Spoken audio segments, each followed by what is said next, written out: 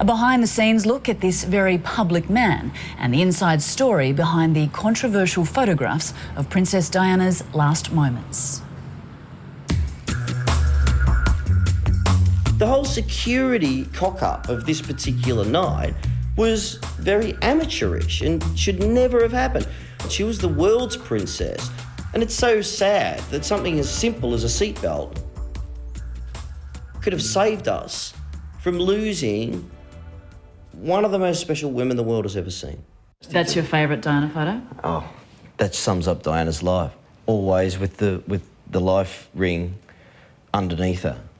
And that's the tragedy of the Princess of Wales. Virtually unknown in his native Australia, Darryn Lyons has everyone's attention in the UK, including those investigating the death of Diana, Princess of Wales. The man they call Mr. Paparazzi has been put on notice to appear at the inquest.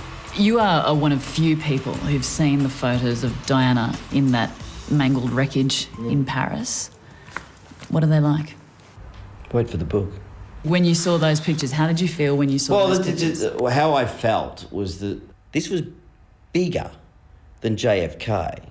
So, in my lifetime, I have no doubt to sit here now and say the biggest single decision that I've ever had to make in my life, and I made the right decision about the world not seeing those pictures.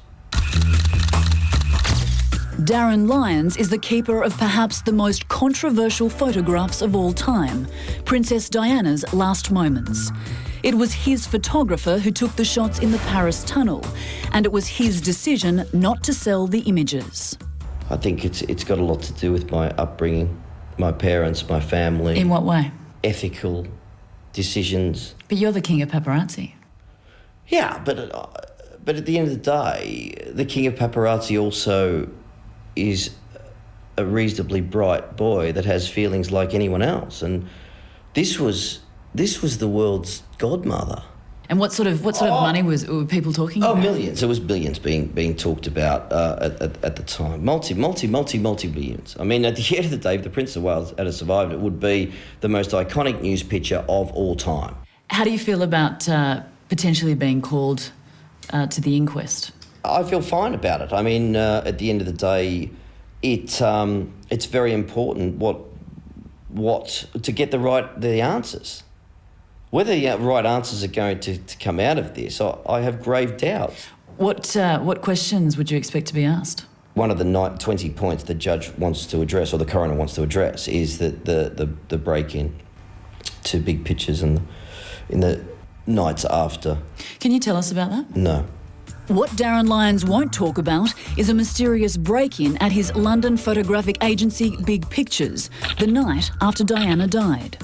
He believes the circumstances surrounding this incident points directly to the royals and a cover-up. If she had had a British policeman in the car beside her, which she should have had, there would have been no speeding of that car, there would have been no possibility of a drunk driver, and we wouldn't have the inquest that we're having today, because she'd still be alive with a seatbelt on. She would not have been allowed to travel. How would you describe her relationship with the paparazzi? Up and down, but I'd say mostly up. I mean, she manipulated and used the paparazzi in all sorts of different ways. She was a great manipulator. She was she used journalists and photographers for her own means, for her own self-promotion in a tremendous amount of ways. So how do you feel then when people say the paparazzi killed Princess Diana? Well, it's ridiculous that the paparazzi killed the Princess of Wales. They didn't kill her at all. But I can understand people's animosity about the situation. I think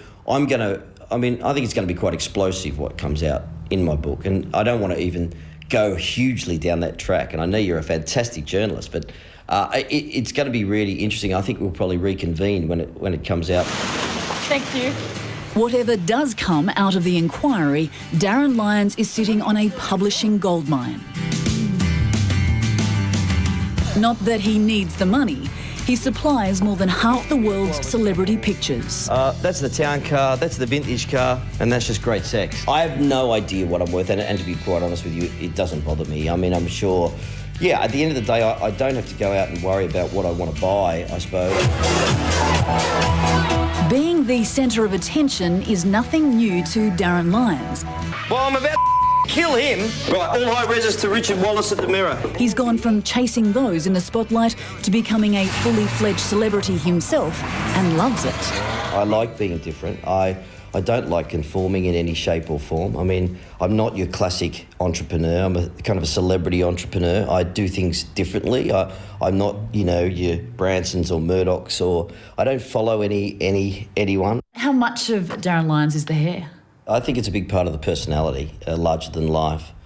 And being different. I love unconventional people, and I enjoy being me. Fantastic. Get him in straight away. Cheers, mate. Bye. Ooh, done it again. His lens has been his ticket to fame, fortune and notoriety.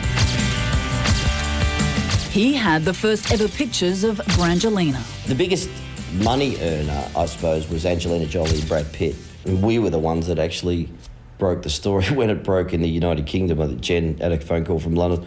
Brad's with Ernst in Africa, world exclusive, $1 million. Giddy up and God bless you. But Darryn will tell you it's not just about the cash. I quite like the paparazzi, not only recording history, but it's real history. It's almost like a news photographer.